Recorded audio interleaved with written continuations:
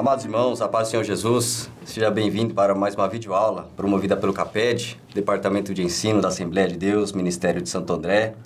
Estamos neste primeiro trimestre estudando o tema da revista Ensinamentos Bíblicos, Quem é Deus? Nesta lição de número 2, que estudaremos hoje, o tema é a Santíssima Trindade, cujo texto-chave se encontra em 2 Coríntios, capítulo 13, versículo 14, que diz: a graça do Senhor Jesus Cristo, o amor de Deus e a comunhão do Espírito Santo seja com todos. Amém. A mensagem para refletir desta lição diz: a Trindade é uma verdade bíblica que precisa ser pregada e ensinada, mas principalmente aceita.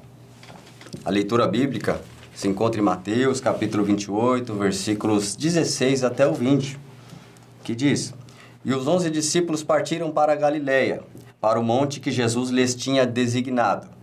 E quando o viram, o adoraram, mas alguns duvidaram. E chegando-se Jesus falou-lhes, dizendo: é-me dado todo o poder no céu e na terra. Portanto, ide, fazei discípulos de todas as nações, batizando-os em nome do Pai, e do Filho, e do Espírito Santo, ensinando-os a guardar todas as coisas que eu vos tenho mandado. E eis que estou convosco todos os dias até a consumação dos séculos. Amém. Queridos, a Santíssima Trindade. E para comentar esta lição, estou acompanhado de nossos companheiros, amados irmãos professores, servo de Deus, presbítero Márcio, ali da congregação de Vila Guarani, também nosso professor Jonas, ali da congregação de Jardim Ipanema, que hoje estarão comentando, trazendo informações adicionais que vão auxiliar o amado irmão, professor, no estudo, na preparação da sua aula, para que tenhamos uma aula edificante em cada uma das nossas igrejas. E esse tema, Santíssima Trindade, é algo profundo, complexo, algo debatido ao longo da história da igreja, algo que mostra uma revelação de Deus no decorrer da sua revelação na palavra, onde no Novo Testamento vão se tornando mais distinto essa formação, né, de como é a divindade, essa distinção de pessoas, vai sendo melhor revelada no Novo Testamento. E então é algo que foi muito debatido, foi muito, às vezes, até contestado ao longo da história, qual é o correto a crer, como que é isso, como funciona. Esse é o próprio ser humano. Às vezes é complexo explicar como que ele é, a formação corpo, alma e espírito. Imagine a profundeza de Deus, como que é isso? Então é um assunto que nesse trimestre também vamos adentrar. Quem é Deus? Como é Deus? Como que é isso, Pai, Filho e Espírito Santo? Então, já iniciando aqui com o nosso irmão Jonas, esse conceito, essa ideia, essa doutrina de trindade foi debatida ao longo da história, e aí os pais da igreja se reuniram muitas vezes para chegar no entendimento. É um Deus? São três deuses? Como que é esse relacionamento, ou ele aparece de formas diferentes, como que é isso, né? Então foi muito debatido, e nós vamos compreender, porque quanto mais compreendermos a Deus, o Senhor, aquele que é o centro da nossa adoração, melhor será o nosso relacionamento com Ele, melhor será o nosso entendimento na palavra, e evita de cairmos em heresias, né? Pai do Senhor, queridos, realmente é um assunto muito profundo, para além da nossa compreensão, porque quando se trata de Deus, não tem como a gente dimensionar ou colocar Deus numa caixinha dentro dos nossos padrões. E sabemos que o Senhor é um Deus, é uma fonte inesgotável. E quando se trata de um Deus que é tão profundo, se nós queremos realmente colocar Deus dentro da nossa limitação humana, nós vamos falhar. Porque nós vamos ver no decorrer da lição que muitas pessoas entram pelo caminho do conhecimento da palavra, de saber conhecer a Deus, mas infelizmente, como o nosso irmão Eden falou, ele vai acabar aqui entrando por meio do caminho da heresia, porque ele quer justamente tentar compreender Deus onde não há compreensão. Então nós vamos ver aqui que desde o início da história da igreja, houve grandes discussões acerca do assunto, onde tentaram chegar no consenso de o que é realmente a Trindade. Mas uma coisa importante a gente ressaltar que a Trindade em si não está descrito o nome Trindade na Bíblia. Você vai olhar, pode correr a Bíblia inteira e você não vai encontrar, porque não existe. O que vai existir são sementes, são sinais e alguns indícios de que existe essa pessoa que são um em três. Então, desde o início da história, nós vamos ver que Irineu de Lyon já comentou, já começou a questionar a respeito desse assunto. Um homem que aprendeu juntamente com Policarpo, que foi um homem também que aprendeu com um dos principais da igreja, que foi João. Então, nós vamos ver que na história da igreja, quando Irineu de Lyon já começou a falar sobre o assunto, entender sobre o assunto, se aprofundar a respeito da soberania de Deus, de quem é Deus, de como Deus existiu, de como Deus surgiu, se é o que muitos questionam esse assunto. Então, começou-se a tratar desse assunto. Só que a palavra Trindade só foi surgir a partir de Tertuliano, né? No ano de 150, onde ele introduziu a palavra Trinitas, né? Que veio a ser realmente a palavra triuno, que vem traduzir a palavra de um Deus, que é 3 em 1.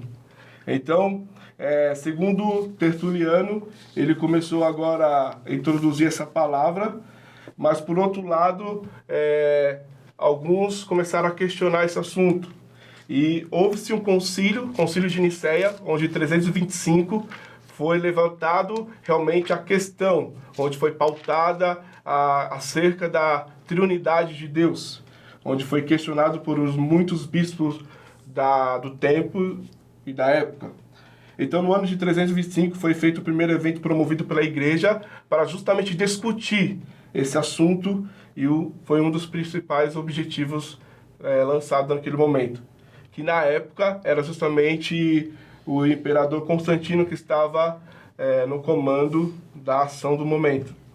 Então, nós podemos ver que desde o princípio da igreja houve-se este concílio, esses ideais sendo lançados para justamente colocar em xeque e colocar dúvidas com relação à Trindade de Deus. Mas nós sabemos, como disse até o nosso irmão Jonas Madureira, que a razão ela não precisa ser extinguida, ela não precisa deixar de existir, ela precisa apenas se curvar diante da grandeza de um Deus que é tão poderoso. Então nós podemos ver que tudo aquilo que foi colocado, lançado e firmado durante a história só comprova que o nosso Deus é um Deus poderoso, um Deus que se revelou a nós de maneira tão soberana. Então agora nós podemos ver, nós vamos enxergar que o nosso Deus realmente é um Deus que coexiste juntamente com o Pai, Filho e Espírito Santo. Então, dessa maneira introdutória, como nós podemos compreender essa palavra e esse Deus que fez todas essas coisas? Primeiro, que Ele é Deus em 3 pessoas. Segundo, que cada pessoa é plenamente Deus. E terceiro, que Ele e há um só Deus. Então, nós vamos compreender e nós vamos ver esse Deus que faz coisas tão grandes e tão poderosas que fogem à nossa compreensão. E é aí que nós vamos entender o que é a Trindade, ou apenas crer. Porque quando se trata de um Deus, não há como nós desmistificar Ele, mas sim aceitar pela fé. Perfeito, irmão Jonas. Crer naquilo que é revelado na palavra, vai sendo demonstrado como o descortinar de Deus para o homem, e Ele se apresenta, Ele se mostra desta forma. Então nós submetemos a nossa razão, crendo naquilo que Ele mostrou, naquilo que Ele diz, naquilo que Ele vai nos abrindo, nos descortinando do céu para nós venhamos submeter-se a adorar a Ele, sendo um só Deus, um único Deus que está acima de todos e coexiste, coeterno, e essas pessoas que são iguais em autoridade, glória e em poder, coexistindo eternamente e numa relação perfeita e harmônica em amor eterna. E o tópico primeiro vai nos mostrando, primeiramente, essa divindade de todas essas pessoas, o Pai, sendo Deus, o Filho sendo Deus, o Espírito Santo sendo Deus.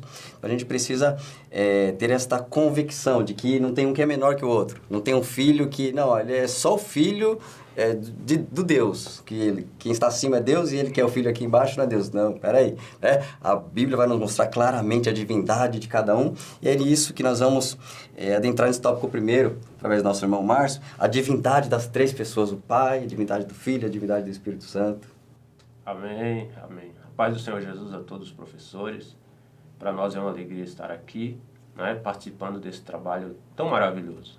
Outrora acompanhávamos de longe, né, acompanhando esse subsídio aqui, e para poder termos como preparar melhor as nossas aulas.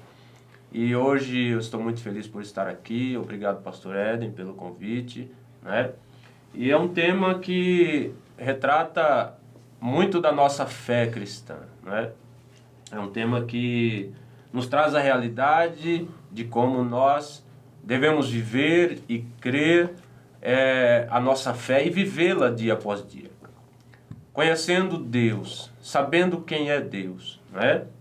E existe uma ordem para o conhecimento de Deus.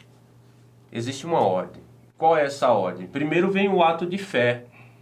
O escritor aos Hebreus disse que aquele que se aproxima de Deus é necessário crer que Ele existe, né? Então, depois vem a busca pelo conhecimento de Deus. Se a gente fosse observar com o olhar humano, seria absolutamente o contrário, né? Primeiro eu deveria conhecer a pessoa para poder acreditar nele. Com Deus é diferente. Com Deus é diferente. O cristão, ele nasce, vive espiritualmente pela fé, e os seus conhecimentos acerca de Deus devem sempre se submeter à fé nele, acreditar no Deus Todo-Poderoso, né? E nós estamos vivendo hoje em um universo cuja imensidão pressupõe a ideia de um Criador. Um universo cuja beleza, desenho e ordem apontam para um legislador supremo, alguém que está no comando de todas as coisas. E é assim que nós enxergamos a figura de Deus, como um Deus como um Deus que tem todo o poder, como o Pai, que a Bíblia diz que Ele está assentado no seu alto e sublime trono. Não há como negar. Biblicamente falando, não há como negar que existe um Deus que está sobre todas as coisas. Um Deus que tem muitas qualidades, e nós podemos aplicar isso para os nossos alunos, dizer para eles que este Deus, ele é um Deus que tem muitas qualidades. Como podemos dizer, e podemos ver na Bíblia Sagrada, né, que Deus, através das suas qualidades, ele se revela a nós pelos seus nomes, né? Deus se revela como Senhor, como Jeová, como Pai, né? E isso são qualidades que ele se revela a nós, trazendo-nos o conhecimento de quem é Ele, quem é Deus, né? E assim nós vamos discorrer ao longo desse trimestre e entender melhor este nosso Pai, o Deus Todo-Poderoso que está no nosso meio e que nós precisamos acreditar nele, de que como Deus, Ele é dominador sobre todas as coisas. O Filho também é Deus. Nosso próximo tópico aí diz que o Filho também é Deus, né? E a Bíblia diz, no livro do Apocalipse, capítulo 1, versículo 8, que Ele é o Alfa e Ele é o Ômega, o princípio e o fim, né? Então, Cristo é desde antes da criação do mundo.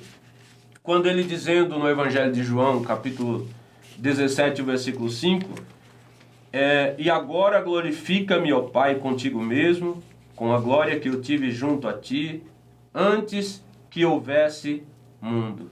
Então, Jesus, ele é desde antes da criação do mundo, né?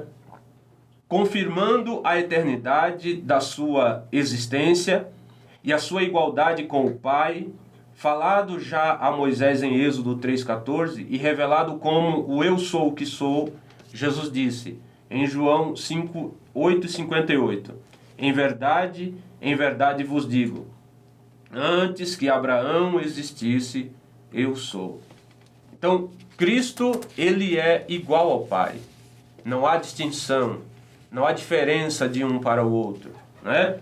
Paulo, escrevendo aos Filipenses, no capítulo 2, versículo 6, ele disse que Cristo, sendo em forma de Deus, não teve por usurpação ser igual a Deus, né? E mesmo, e fica claro, evidente que Cristo, sendo igual a Deus, ele compartilhou igualmente da eterna glória de Deus, da eterna existência de Deus, né?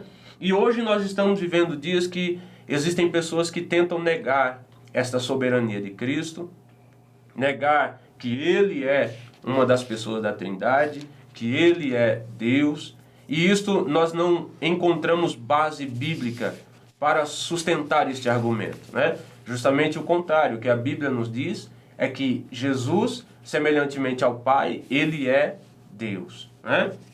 E nós também podemos dizer, como diz aqui o terceiro tópico, que o Espírito Santo é Deus, já bem fundamentada pelo comentarista da lição, que o Espírito Santo é Deus. E nós acreditamos que o Espírito Santo é Deus, assim como o Pai, assim como o Filho, e sendo ele Deus, e sendo o Espírito Santo uma pessoa da Trindade, nós podemos dizer que ele possui intelecto, como diz a Bíblia, sentimento e possui vontade. Ele é uma pessoa da Santíssima Trindade. Tendo ele intelecto, ele fala conosco. Tendo ele intelecto, ele nos guia, ele ensina, né? E nós encontramos referências bíblicas que comprovam a divindade do Espírito Santo sobre a igreja e estando ele como uma das pessoas da Trindade. O Espírito Santo, ele tem sentimento, ele é chamado de Consolador, ele intercede com gemidos inexprimíveis em favor dos crentes, ele tem vontade, autodeterminação, né? Nós encontramos o Espírito Santo falando, nós encontramos o Espírito Santo expressando a sua vontade para com a igreja. Nós encontramos também o Espírito Santo falando de si próprio, E eu quero usar uma referência bíblica aqui, em Atos dos Apóstolos, capítulo 13, versículo 2, que diz que estavam ali servindo ao Senhor, a igreja de Cristo, e o Espírito Santo disse: apartai-me a Barnabé e a Saulo para a obra que os tenho chamado. Então ele fala de si como um Deus, ele fala de si como aquele que tem autonomia, né? E nós encontramos também, para finalizar aqui a minha fala nesse ponto, que a pessoa do Espírito Santo, nós encontramos ele de forma diferenciada, de forma particular, enquanto a ação da Trindade, ali no batismo de Jesus e na bênção apostólica. A Bíblia toda vai demonstrando o Pai confirmando essa autoridade como Deus, o Filho, autoridade como Deus. O próprio capítulo 20 de João, o Senhor Jesus, ele dizendo: não me detenhas, eu ainda não subi para o meu Pai, mas vai, dize a meus irmãos que eu subo para o meu Pai, vosso Pai, meu Deus e vosso Deus. Ele ali falando da autoridade e divindade do Pai. E aí, na sequência da mesma passagem, o próprio Tomé diz: Senhor meu e Deus meu. Então já reconhece a divindade de Cristo ali nesse mesmo capítulo. E o Senhor Jesus, ele recebe adoração, como diversas vezes ele recebeu adoração. Então, se ele não fosse divino, ele não poderia, ele deveria contestar, como o anjo contestou quando se prostrou diante dele. João, ele: opa, não faça isso, eu sou conservo. O anjo disse. Agora, Jesus, ele sempre recebeu. Quando alguém se prostrava e o adorava e se rendia a ele, então ele aceitava. Então, só Deus recebe adoração. Ao ponto de um momento de uma cura, em vez de ele primeiro curar, ele fala: estão perdoados os teus pecados. E aí depois, quando alguém questiona: mas quem é esse para perdoar pecados? E aí ele depois, na sequência, então, para que saiba que o Filho tem poder e autoridade para perdoar pecados, então eu digo, levanta, anda, e curou. E o único que pode perdoar é o ofendido. É o que tinha o crédito ali numa dívida. É o que pode perdoar. Então, se Jesus está perdoando, então ele está fazendo isso em nome de Deus. Qualquer pecado é contra Deus, fere a santidade de Deus. E alguém está perdoando pecados, ele está, então, se colocando na posição de divino. Então, nós vemos Cristo como Deus. O Pai como Deus, 1 Coríntios 8,6, olha, para nós há um só Deus. 1 Pedro 1,2 diz, segundo a presciência de Deus Pai. E aí com o Filho são alguns versículos que vão confirmando, como por exemplo, nós temos em Colossenses, capítulo 2, versículo 9, que diz, nele habita corporalmente a plenitude da divindade. Então são alguns versículos que vão confirmando essa divindade de Cristo. Hebreus 1,8 fala do trono do Filho, então fala de um governo, um reinado, quem está no domínio, então, é Deus, né, um domínio celestial. Então, são alguns versículos que vão confirmando essa divindade de Cristo.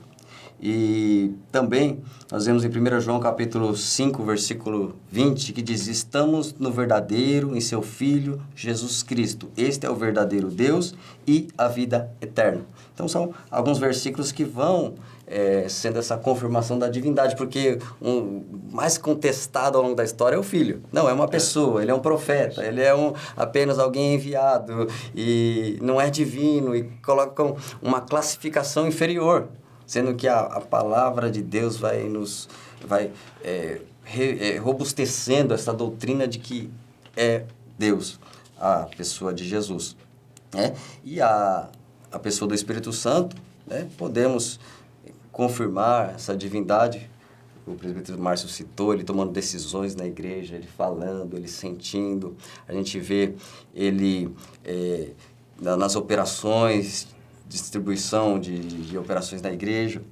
A gente vê a declaração de Pedro, olha, não mentiste aos homens, mas mentiste a Deus, ao Espírito Santo. Então, isso vai trazendo confirmações dessa divindade do Pai, divindade do Filho, divindade do Espírito Santo. E aí, essa revelação desses atributos que tem em todos eles, a santidade em todos eles, a eternidade em todos eles, a imutabilidade em todos eles, a onipotência em todos eles. Então, são atributos divinos que estão neles, ali distribuídos. Então, vão consolidando isso. E aí vai sendo esse entendimento, embora não está escrito, como o Jonas citou, não tem escrito trindade, mas esse entendimento, essa compreensão, vai formando este conceito teológico. Olha, são 3 pessoas num só Deus, sem ser 3 deuses, né? E aí vai formando esta palavra da trindade, triunidade, e aí vai nos trazendo esse conceito do tópico 2º, que é triunidade, né? Como podemos discorrer sobre esse entendimento que chegamos, então, irmão Jonas, essa triunidade, essa relação, essa apresentação dele na palavra de Deus, e essa relação entre eles. Deus complementando um pouco daquilo que os nossos irmãos estavam falando, quando fala de Deus, ele foi pouco questionado, né? Bem aceito, que realmente existe um só Deus, porque em Deuteronômio 6,4 deixa bem claro que ele fala assim, ouve Israel, o Senhor, vosso Deus e único Senhor. Então, para os judeus já estava bem fixada essa ideia de um Deus apenas, né? Que até para eles era o Shema, né? Que é a tradução do hebraico para ouvir. Então, desde pequeno eles sempre cresceram ouvindo que existe só um Deus. Mas agora, com relação à triunidade de Deus, até com relação a Cristo, sempre foi um pouco questionado, né? Se realmente ele era Deus, se não era Deus. Então, é bem importante a gente lembrar que lá no Evangelho de João, no capítulo 1, eu creio que trata bem essa ideia da triunidade de Deus, que diz assim, Evangelho de João, capítulo 1, versículo 1. No princípio era o Verbo, e o Verbo estava com Deus, e o Verbo era Deus. Então a gente vê aqui justamente essa ideia de um Deus que, juntamente com Cristo, já existia desde o princípio, antes da fundação do mundo.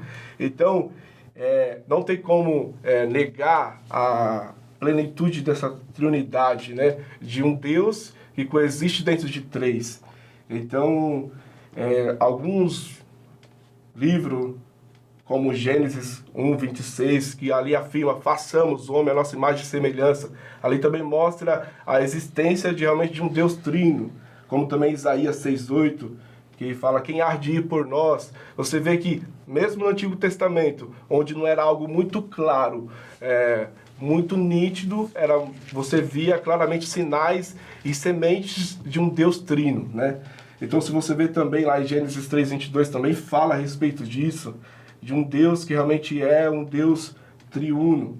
Então, podemos ver e enxergar que não tem como e não há como negar realmente essa divindade do Cristo e essa triunidade entre Pai, Filho e Espírito Santo. Se você ver lá também no Evangelho de João 14:26, também fala, ele vos ensinará, que ele está tratando justamente do Espírito Santo. Então, falando de uma pessoa, né? No Romanos 8:26-27, fala que ele é o nosso intercessor. Então, fala realmente de uma pessoa. Então, justamente está tratando de um Deus que ele é 3 em 1. Isso nós possamos, e fica claro para nós compreender justamente essa ideia. Então, quando você vê lá em Mateus 28:19, que ele está falando lá, que eu achei um do texto mais pautado e claro, que fala que ele está batizando em nome do Pai, do Filho e do Espírito Santo, aqui nós podemos observar justamente a existência de um Deus que habita juntamente e coexiste em 3 em 1. Então, o Pai, ele cria por meio do Filho. Vamos olhar lá em Colossenses capítulo 1, versículo 15. Ele vai tratar justamente a falar desse ponto. Capítulo 1, versículo 15. Vamos ver lá. Este é a imagem do Deus invisível, o primogênito de toda a criação, pois nele foram criadas todas as coisas, nos céus e sobre a terra, invisíveis e invisíveis, sejam tronos, sejam soberanias, que sejam principados, que é potestade. Tudo foi criado por meio dele e para ele. Então nós vemos realmente aqui que não há sombra e nem há variação de que realmente o nosso Deus é um Deus triuno, é um Deus que coexiste em 3 pessoas. Ainda que, como nós falamos, venha fugir da nossa compreensão, da nossa mente humana, mas faz parte da nossa fé, faz parte do nosso servir a Deus, compreender e viver realmente esse Deus que é 3 em 1. Porque assim como Deus ele se relaciona entre ele, porque veja, como não crer num Deus que é triuno? Porque se a gente fosse olhar dessa forma, nós vamos enxergar um Deus que criou um homem porque ele sentiu necessidade de um companheirismo, né? De um relacionamento. Mas aqui nós vemos um Deus que já coexiste entre si em amor. Então ele sabe e ele vive essa essência nele mesmo. E apenas nós estamos agora vivendo isso dentro do reino para com ele e vivendo e presenciando este amor genuíno dele em nossos corações.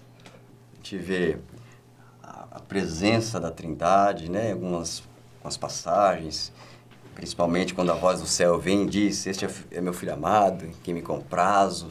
Então, o pai falando diretamente ao filho. A gente vê uma passagem interessante também, o nascimento ao gerar o filho, lá em Lucas 1:35, que diz, olha, descerá sobre ti o Espírito Santo, a virtude do Altíssimo te cobrirá com a sua sombra, e o santo que de ti há de nascer será chamado Filho de Deus. Então, você vê essa atuação, o Espírito Santo cobrindo ali para gerar o Filho. A gente vê essas manifestações ocorrendo, bem claras no Novo Testamento, mas os indícios sendo demonstrados no Antigo Testamento, né? Então, a triunidade vai sendo demonstrada ao longo das Escrituras. Sim. Verdade, pastor Eli. E eu chamo a atenção aqui nesse segundo tópico que a Bíblia ensina e demonstra que Deus é, ao mesmo tempo, uno e trino. Ele é Deus, mas neste Deus existe a triunidade, a trindade divina que opera no meio da igreja. Ele é uno no que diz respeito à divindade. Existe apenas uma divindade. E ele é trino no que diz respeito à personalidade. São 3 pessoas distintas. E as 3 pessoas possuem a mesma divindade, mas cada uma possui a sua própria personalidade. Eu trago para os irmãos, professores, que vão aí preparar a sua aula, um livro do professor pastor Antônio Sebastião, onde ele tem por tema Cristologia. Ele traz para a gente 4 aspectos da Trindade. E eu quero citar aqui para os irmãos. Se os irmãos tiverem acesso a esse material, é um material de extrema importância que vai enriquecer muito a sua aula. Primeiro aspecto: o Pai, o Filho e o Espírito Santo são 3 pessoas absolutamente distintas. Ou seja, cada uma possui a sua própria personalidade. Segundo, nenhuma das 3 pessoas é a outra. Isso precisa ficar claro, né? Diante da confusão de entendimentos que nós estamos vendo nos últimos dias, né? Cada uma tem a sua própria identidade. E podemos atender isso de forma clara no ministério da encarnação, falando que uma das 3 pessoas, como Paulo dizendo aos Filipenses, ele não teve por usurpação ser igual a Deus, e encarnou em forma humana e esteve entre nós, né? Terceiro ponto: a divindade pertence a cada uma das 3 pessoas e também a todas as 3. A todas as 3. Logo, o Pai é Deus, o Filho é Deus e o Espírito Santo é Deus. E o quarto aspecto é: não são, contudo, 3 deuses. Não são, contudo, 3 deuses. Considerando que a divindade destas maravilhosas pessoas é apenas uma, a qual pertence às 3, de maneira alguma existem 3 deuses, senão somente uma divindade. Isso precisa ficar muito claro para os nossos alunos, para aquele irmão que é novo convertido, né? Quando falando ali na classe de discipulados, a gente tenta esclarecer isso de forma muito simples e objetiva para os irmãos que estão começando na fé, né? Dizer para eles que Deus é o Pai, que Jesus é o Filho, mas também é Deus, e que o Espírito Santo, de igual modo, também é Deus. Há esta trindade divina que está operando no meio da igreja nos nossos dias, assim como foi lá no início da igreja, assim como está representado no Antigo Testamento, né? Tudo isto para a nossa edificação nos dias que nós estamos vivendo.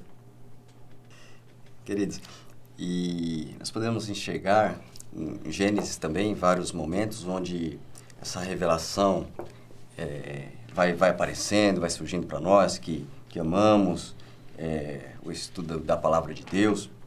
Por exemplo, lá na criação a gente vê o primeiro versículo: no princípio criou Deus os céus e a terra. Na língua portuguesa, uma expressão simples, criou Deus, mas quando se entra no manuscrito original, tem algo interessante. Tá o verbo da criação está no singular, ele criou, o verbo bará, mas tem a palavra Deus que está no plural, que no singular seria Elohá, mas está Elohim, que é plural. E aí tem algo assim que chama a atenção: olha, criou e aí Deus no plural. Ou seja, quem criou foi um ser que criou, mas aí fala de uma pluralidade. Então, uma ousada, e nada na Escritura Sagrada é um equívoco, é um engano, é um erro. Deus é minucioso e zeloso naquilo que Ele vai fazer de tão sério e profundo e santo no que Ele faz, que é se revelar ao homem. Então, com certeza, Ele foi dando esses indícios de como é a sua essência, como é a sua pessoa, como é a sua substância. E aí, prosseguindo nesse mesmo capítulo, ele vai adentrando na criação e vai entrando na formação do homem, e aí vem aquela expressão: façamos o homem a nossa imagem e semelhança, né? Façamos. E aí existe uma vertente que diz: olha, não, ele está falando ali com os anjos, então façamos. Só que aí cai num erro, porque o homem seria feito à imagem e semelhança de Deus e de anjos. Né? E de forma alguma é isso, fomos feitos à imagem e semelhança de Deus. Então não está falando, olha, anjos, vamos fazer ele como nós. Não, é Deus dizendo, façamos como a nossa imagem e semelhança. Então ali, uma conversa na Trindade, dizendo, façamos. Né? Tem outro momento ali também, em Gênesis 11, 7, onde ele precisa intervir numa ação humana, no projeto humano ali, que está indo contra a sua vontade, então ele vem e diz, desçamos. Né? E aí você não vê depois anjos descendo, você não vê, né? Então é Deus descendo, então desçamos. Então são alguns versículos que vão tratando dessa pluralidade, né? O irmão Jonas citou Isaías, né? Quem há de ir por nós, é citado em Isaías capítulo 6. Então tudo isso vai dando essa confirmação e nós olhamos essa substância igual. Eles são, porque outra coisa que pode surgir aí, existe uma hierarquia, um manda mais que o outro, o filho tem que estar lá obedecendo ao pai no sentido que um está no domínio e o outro ali tem que ficar quietinho.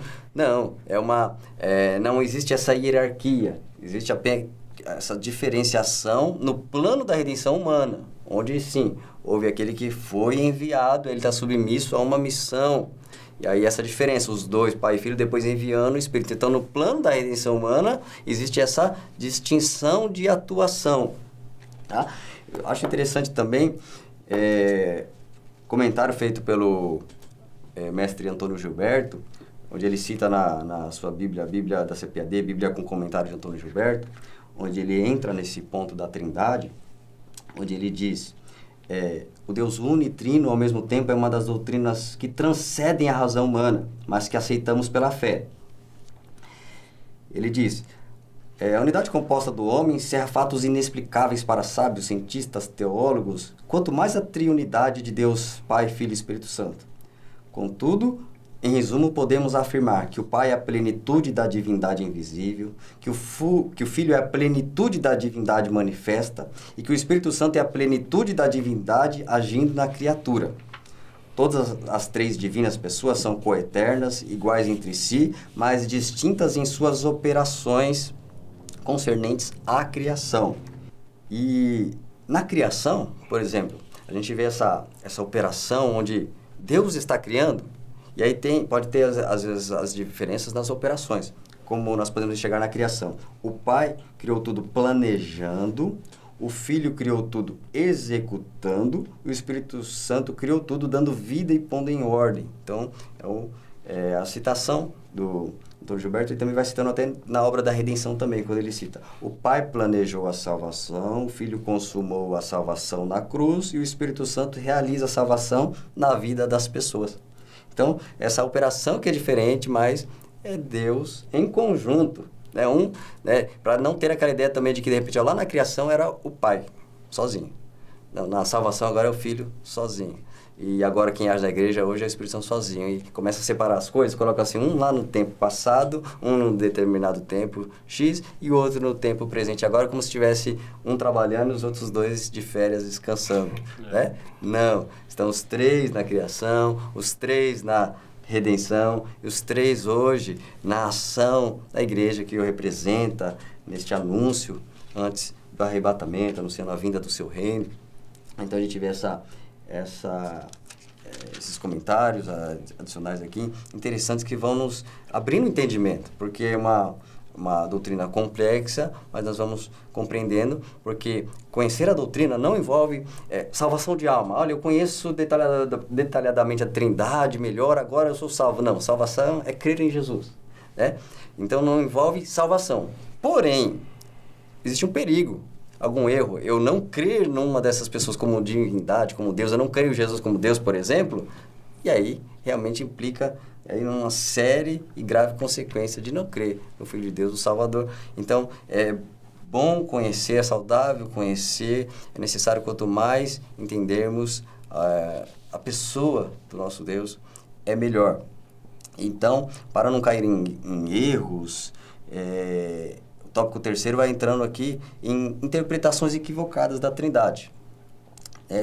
A revista cita algumas: triteísmo, modalismo, funcionalidade, existem também outras, arianismo. Então, existem alguns perigos, alguns erros aqui que o nosso irmão Jonas vai comentar também. Justamente é um grande perigo, porque, como bem sabemos, quando se fala de interpretações, eu vejo que toda heresia ela começa com a parte da verdade, mas infelizmente no decorrer do caminho ela acaba tentando compreender aquilo que é incompreensível. Então é onde entra a heresia, onde entra as falsas doutrinas. Então, se você vê pelo arianismo, justamente que deu início pelo presbítero Ário, que foi excluído justamente do concílio de Nicéia, justamente por ele acreditar que Cristo foi criado. Então, ou seja, o Pai, Deus já existia, aí no plano seguinte da redenção, quando Jesus veio ao mundo, Jesus veio a ser criado, não era um ser divino. Então você vê que aí a gente corre um sério perigo de não crer na divindade de Jesus, que até então o nosso pastor Moed comentou, que o não crer em Cristo como filho pode correr um sério perigo para nós, né? Para o nosso plano da salvação. Então nós precisamos ter isso sempre bem cravado. Porque as doutrinas que são lançadas, justamente elas vêm para com que eu e você venhamos desacreditar do maior plano de Deus para a minha vida e para a sua vida. Então a fé ela precisa estar sempre em primeiro plano, né? Ainda que a nossa razão humana não venha compreender, eu preciso crer, né? É onde entra o nosso dobrar os nossos joelhos, deixar com que a nossa mente limitada venha sucumbir diante a fé de Deus, que só Ele é capaz de fazer tudo isso. E aí a gente vê, dentro dessas interpretações, tem algumas classes, como o Moed já mencionou, o triteísmo, que acredita que existem 3 deuses distintos, né? Não acredita que é um único Deus, mas 3 deuses trabalhando em cada plano, né? Também entra aí o modalismo, onde eles acreditam que Deus Pai, ele veio, executou, depois veio Deus, se agora manifesta através do Cristo, fez a sua obra, e o Espírito Santo, ou seja, de maneira diferente ele vem agindo em cada momento da história. Só que a Bíblia nos mostra que não é dessa forma, que existe um só Deus, né? Existe só um Senhor, então ele é os 3 em um, é o mesmo que habitou, é o mesmo que criou e é o mesmo que nos condiciona a crer em Cristo Jesus. Então nós precisamos sempre estar alerta a algum dessas seitas que vêm e dessas heresias que vêm para confundir a nossa mente. Existem também algumas que têm por nome subordinacionismo, né? Ele acredita realmente naquilo que o Moed falou, na hierarquia que existe uma hierarquia no céu, onde o pai manda, o filho obedece e o filho executa um plano. Então, assim, você vê que sempre no decorrer da história vão se aparecer questionamento a respeito daquilo que é fé para nós, é salvação para nós. Então, nós precisamos estar sempre alerta e buscar o conhecimento da palavra, buscar aprofundamento desta palavra que nos traz vida e nos traz força para caminhar e não deixar se enganar por esses tipos de ensinamento. Isso, alguns desses cuidados, né, como modalismo, são aparições diferentes de Deus, como sendo máscaras, né? Eu coloco uma máscara, apareço de uma maneira, coloco outra máscara, apareço de outra forma, e não é, né? São as pessoas diferentes. Tanto que os evangelhos, muitas vezes, são utilizados os pronomes pessoais, olha, ele, né? Ele vos ensinará, o Filho falando do Espírito.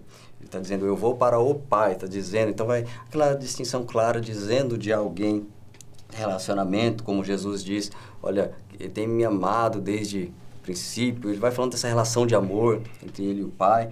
Então há essa demonstração de relacionamento, vai demonstrando isso, confirmando isso, no batismo de Jesus, a gente vê ali manifestação do Espírito Santo vindo, uma forma de semelhança de pomba, a gente vê a voz do céu falando dele, a gente vê quando o Jonas citou sobre a diferença e igualdade, né? A heresia é a diferença, né? E conhecemos pela palavra que é uma igual autoridade, onde na fórmula batismal é citado, batizando em nome do Pai, do Filho e do Espírito Santo. Então, coloca ali igualmente as 3 pessoas. Então, dando essa autoridade também. Então, nós vamos aqui com o irmão Márcio, se tiver ainda algo a acrescentar a respeito das interpretações equivocadas da Trindade, para acrescentar, e também já ir avançando para as considerações finais, tá bom? Diz a Bíblia que o povo de Deus tem errado muito por falta de conhecimento. E eu tenho aprendido que saber aquilo que vai contra a nossa fé, aquilo que vai nos levar a pecar contra Deus, isso também é uma forma sadia de conhecimento. E o comentarista ele colocou aqui, em relação à interpretação equivocada da Trindade, ele colocou 3 exemplos, e o irmão Jonas falou também sobre o arianismo, mas a gente pode colocar para os nossos alunos, além desses exemplos, né, nós também podemos colocar aqui o sabelianismo. Ele ensina que o Pai, o Filho e o Espírito Santo eram apenas 3 estágios da revelação de Deus ao homem, e que de maneira nenhuma se trata de pessoas distintas umas das outras. Também tem o unitarismo. O unitarismo ensina que Cristo é menos que Deus, que se trata de um homem excepcional, sobrenatural até, mas não é Deus. O unitarismo diz que Deus é apenas o Pai. E isso vai contra a nossa fé, né? Encontramos as testemunhas de Jeová, né, que negam veementemente a divindade de Cristo e a pessoa do Espírito Santo. Isso nós precisamos conhecer. Nós precisamos entender que a palavra de Deus, ela é viva, que a palavra de Deus ela é eficaz e que ela nos traz a cada dia mais ensinamentos de que esta Trindade ela está operando no meio da igreja e bem como deve ser interpretada de maneira correta. Porque se nós não tivermos conhecimento daquilo que é correto, quando aparecer aqui essas cascas de bananas no meio do caminho, tem muita gente que está se deixando levar por essas coisas, né? Então, conhecer o que não é a forma errada de se interpretar a Trindade também é muito importante, e isso precisa ficar claro para os nossos alunos, né? E então, sendo assim, queridos, desde já eu quero agradecer aqui pela oportunidade, tá certo? É uma honra poder participar deste equipamento tão útil para o ministério, né? E poder participar de alguma forma, acrescentando aos irmãos na preparação da sua aula. Que Deus continue usando a vida dos irmãos, dos professores, das professoras do nosso campo, porque essas lições têm sido de extrema importância para as nossas vidas. Que Deus vos abençoe em Cristo Jesus. Como que a gente deve se direcionar diante de Deus, né? Porque existem algumas igrejas que valorizam demais o Deus, valorizam demais o Espírito, às vezes valorizam demais o Cristo. Então, como que a gente deve tratar? Tomar cuidado, que às vezes tem igreja que supervaloriza a ação do Espírito Santo em detrimento de Cristo. Então, assim, a Bíblia deixou alguns indícios de como a gente deve tratar com Deus. Está lá em Romanos 8, ele fala justamente a respeito desse assunto. Romanos 8, 26, ó, vamos ler lá. Se puder acompanhar, você poder sempre estar atento de como a gente vai tratar com nossos irmãos. Diz assim, ó, versículo 26. Também o Espírito semelhante nos assiste em nossas fraquezas, porque não sabemos orar como convém, mas o Espírito intercede por nós sobremaneira, em gemidos inexprimíveis. Então, eu vejo que uma forma correta da gente interceder diante de Deus é orar ao Pai através do Filho e pelo poder do Espírito Santo. Você vê que é os 3 agindo em nós dentro da oração. Então, às vezes parece ser confuso, né, para nossa mente entender isso, mas é simples um ato de fé. Você crê que Deus, em 3 pessoas, Ele fez isso por amor a mim e a você. Então, a gente está falando, tentando estudar, a teologia ela vem para tentar explicar, se aprofundar, mas a maneira que eu e você servimos a Deus é crer que Ele é 3 em 1 e saber que Ele age em nós de maneiras sobrenaturais, apenas crendo nisso. E assim a gente vai avançando pela fé em Cristo Jesus. Também agradeço a oportunidade e eu creio que será um trimestre de grande valia, porque não tem como a gente ser edificado quando se trata de um Deus que é tão profundo. E a gente vai a cada dia mais ganhando e adquirindo conhecimento através desse conhecimento pleno de Deus. Como Tiago diz, né? Chegai-vos a Deus e Ele chegará a vós. Quanto mais eu conheço de Deus, quanto mais eu me aproximo de Deus, mais Ele se achega até mim. E assim a gente vai vivendo e se aprofundando no conhecimento de Deus e adquirindo cada dia mais graça e conhecimento mediante a palavra de Deus. Eu agradeço a oportunidade também. Interessante este bate-papo, onde a gente vai esclarecendo. Tem também, para finalizar, 2 versículos que eu gostaria de mencionar. João, capítulo 17, o versículo 5, tem Jesus dizendo: E agora, glorifica-me tu, ó Pai, junto de ti mesmo, com aquela glória que tinha contigo antes que o mundo existisse. Então, aquele que se esvaziou da glória, agora ele está orando: Senhor, Pai, vou voltar e retornar aquela glória que já tinha lá desde antes do início do mundo. E no versículo 24 também ele vem e diz: Pai, aqueles que me deste, quero que onde eu estiver, também eles estejam comigo, para que vejam a minha glória que me deste, porque tu me has amado antes da criação do mundo. Então há um amor antes da criação de todas as coisas, há um amor eterno entre as pessoas divinas e distintas.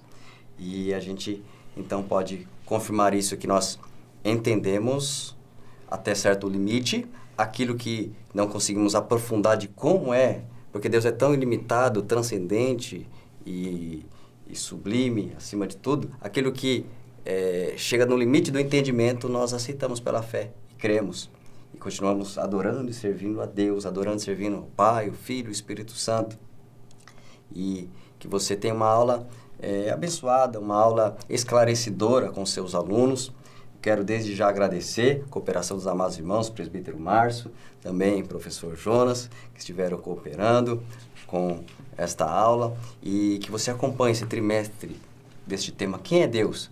A próxima lição, de número 3, será revelação geral e específica. Continue acompanhando cada lição, cada tema, para prosseguirmos conhecendo mais e mais do nosso Deus, que é maravilhoso, e o conhecimento dele vai nos tornando mais semelhantes a Ele em tudo, com o nosso viver, com a nossa essência, com a nossa prática de vida, e o Senhor vai se agradando disto cada vez mais. Amém, queridos? Que você tenha uma aula abençoada, que Deus continue te abençoando grandemente, em nome do Senhor Jesus.